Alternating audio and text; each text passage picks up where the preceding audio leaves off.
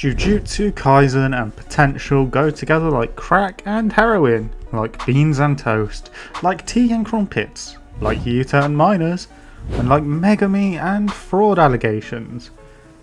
And this is primarily because of the potential man that both me and you love, Megumi Fushiguro.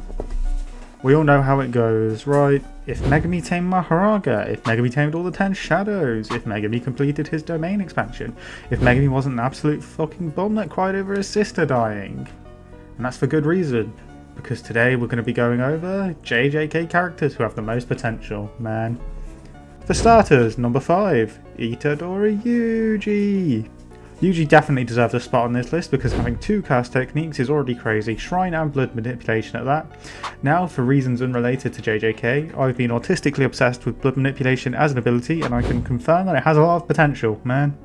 Especially considering that Yuji's body is akin to that of a death painting womb, meaning he can turn cast energy into blood and his blood is poisonous to humans.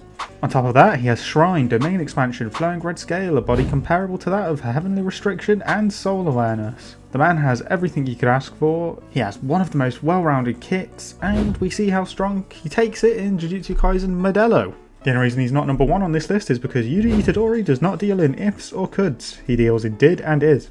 Next we have number 4, Mai Zenin. Now I know you're shocked I said potential men, but Mai is a potential woman. But it's 2026, man can refer to mankind. Mai can be a potential man. How dare you discriminate based on gender? But seriously though, construction as a cast technique is incredibly valuable and we see that through both Mai and Yorozu being capable of making special grade cast tools despite being on the verge of death. Now, many people theorise that this is because they're making a death binding vow, but I would like to add that considering they were both already dying, a death binding vow doesn't really contribute that much.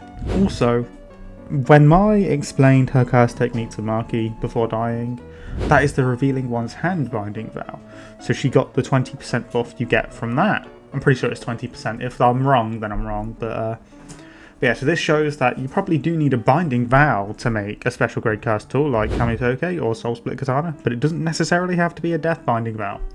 Now picture this, Mai Zenin with incredible cast energy efficiency akin to Sukuna or the 6 eyes that she is trained for. That's insane, she's the GOAT. Now imagine if Maki died instead of Mai, and now she has actual amounts of cast energy. She's killing Sukuna. Now, number 3, Yuta Okkotsu. Yuta Okkotsu's cast technique, and he has Rika, his favourite 11-year-old, who serves as an external storage for his cast techniques, meaning there's no limit to the amount of techniques he can have. The main issue with Yuta is the 5-minute timer, but if you have access to every technique for 5 minutes, you could just kill all your enemies before it runs out.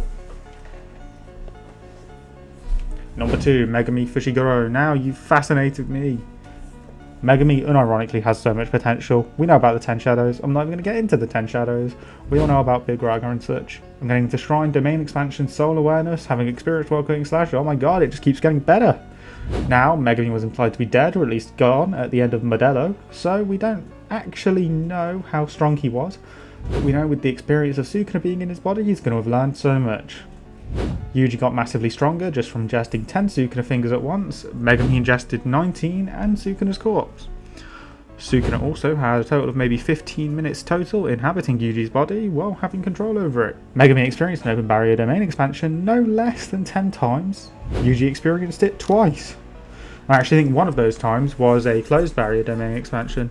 Megumi also experienced Hollow Wicker Basket constantly, domain amplification constantly, and World Cutting Slash. His body has the experience of the World Cutting Slash. Now imagine if he gets Shrine on top of that, he can probably perform World Cutting Slash with just hand signs, no chance. That's not bad. And we know that his domain expansion barrier is probably going to be an open barrier domain because of how much he experienced the open barrier variant from Ryoma and Sukuna.